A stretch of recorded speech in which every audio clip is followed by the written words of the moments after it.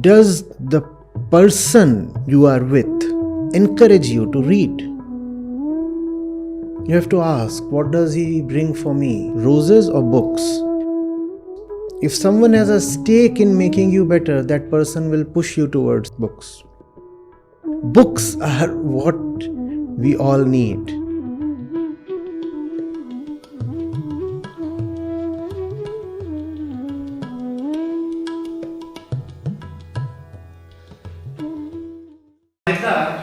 Asks, if ego really the devil that we make it out to be, and if it is so, then why do I find people with huge egos succeeding in this society, being termed as respectable and everything? All right.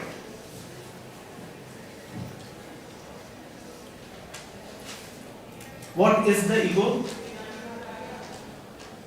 Ego means I do not know myself, and my sense of the self comes from outside. I am living on somebody else's idea of what I am. I have not bothered to find out what my real self is, and as a substitute, I have just borrowed others' opinions and beliefs. I have been handed over thoughts and identities, and I have internalized them. I have just taken them to be true. So much so that I have started saying that I am what you tell me I am. You tell me that I am a Hindu, so I have started believing that I am a Hindu. You have given me a few certificates, so I have started believing that I am competent. And you have told me that I am a laggard in such and such ways, so I have taken it that I am not good enough. This is what is ego. Ego is not pride. Pride is a very limited expression of ego. Ego is the absence of self-awareness. I do not know myself, so I look at others from the eyes of, so I look at myself rather from the eyes of others. I do not know myself, so I am looking at myself through the eyes of others. This is what ego is. Now what will this ego do to me, Smarika?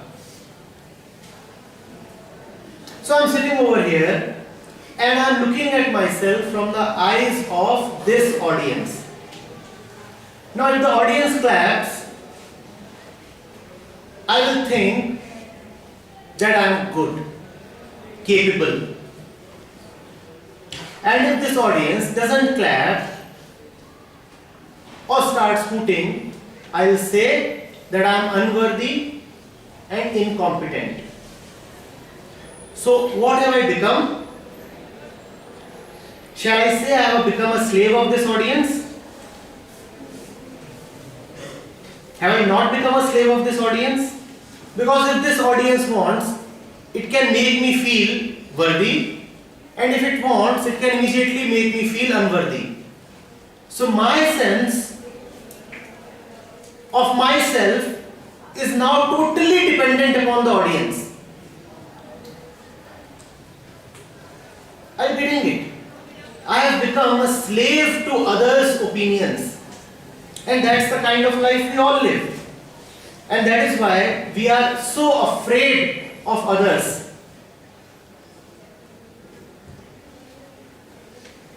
When you come to speak in front of an audience, do you see why you are so afraid? Why you become so nervous and feel jittery? Ego is the reason. You never hesitate to speak when you are in solitude, alone in a room. Are you nervous even then? No, you are not. Have you not wondered why you become nervous when speaking in front of 100 or 200 people, even 10 people? Have you ever wondered? The reason is because your self-esteem is not your own. You are borrowing it from others. And hence you are afraid that others can take it back.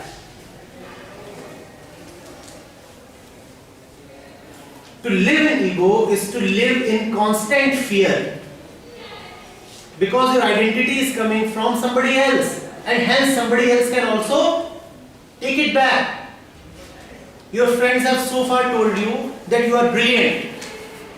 But you come to the podium and you start speaking, and the same friends can also now tell you that you are stupid. And because you believed it and internalized it when they said that you are brilliant, you have to also believe it when they say that you are stupid. So you will remain in constant fear of your friends. They are now your master. They determine what you do. You will not be free to act. You will always have one eye upon what they are thinking of you. And that's how the society lives, right? Always thinking of what the others are thinking of me. That is what ego is. It makes you so fearful. It makes you a slave of everybody else. Your life does not remain your own.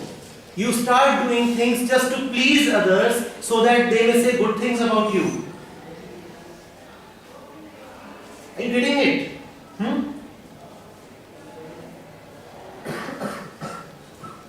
Now, the next part of the question is, then why do I see egoistic people succeeding?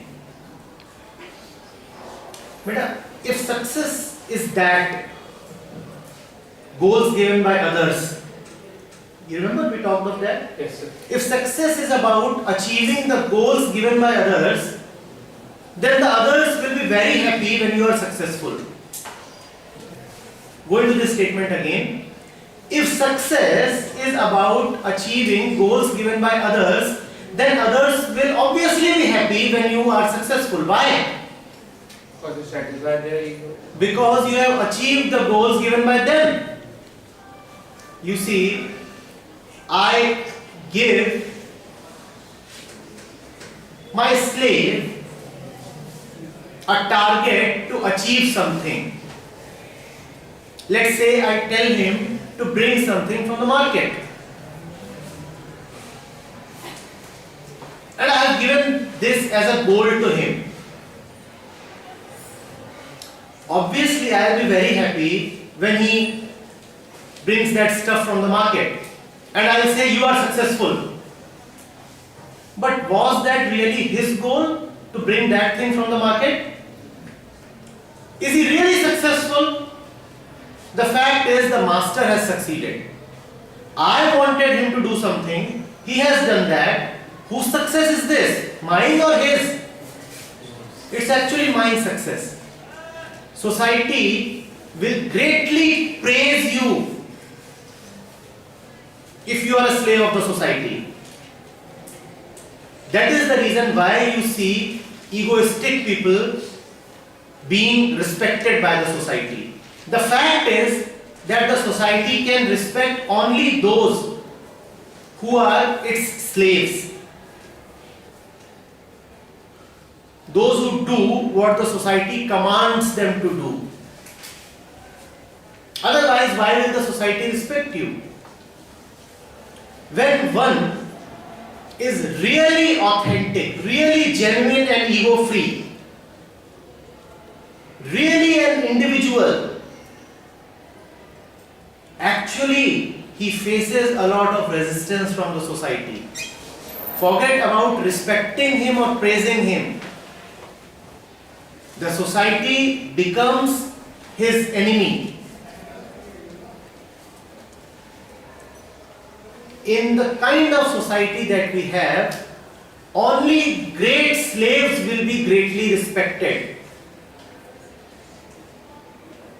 Are you getting it? Because when I am a great slave, I am doing what the society wants me to do. And when I do what the society wants me to do, obviously the society will be happy. The society wants you to be greedy, ambitious, competitive and violent. When you will be competitive and ambitious and violent, the society will say great things about you. The society wants you to be parochial and nationalistic, and it wants you to have a particular set of values, social values. When you will have all that, obviously the society will be happy and will honor you. But in being honored by the society, in leading your life according to the society, you are killing yourself. You are compromising on the very essence of life. You are not alive at all.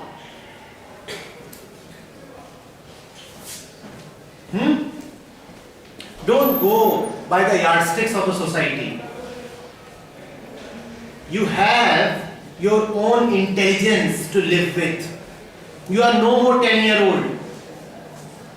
Your brains are ripe enough now. And you must be your own individual.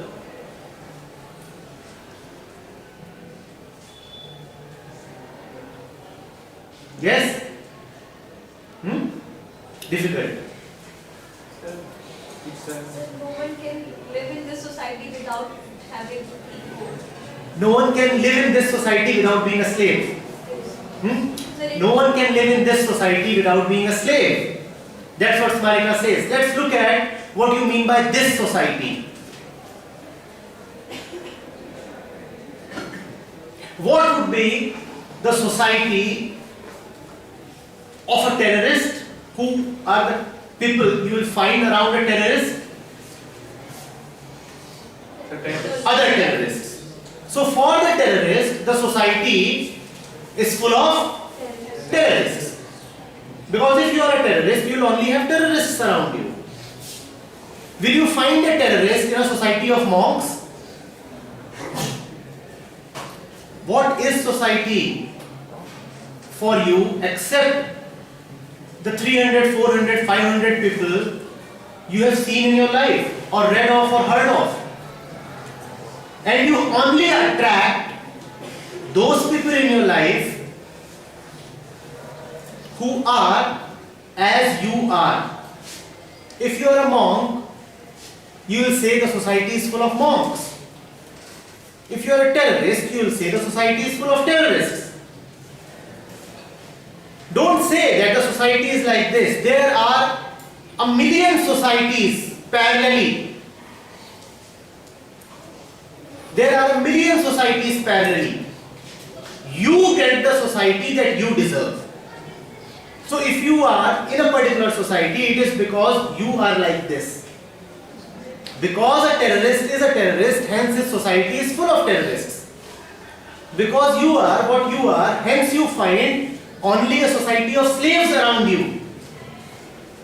So Smarika, if you find that people around you are all slaves, then what does that tell about you? So the moment you say that the society is like this, all you are saying is that I am like this. Because there are 7 billion people in the world and all you know of is some 700 people. The moment you change, the society around you changes. The moment you change, the society around you changes. Do not bring in the society as a proof, because the society is nothing but a reflection of what you are. Are you getting it? Alright.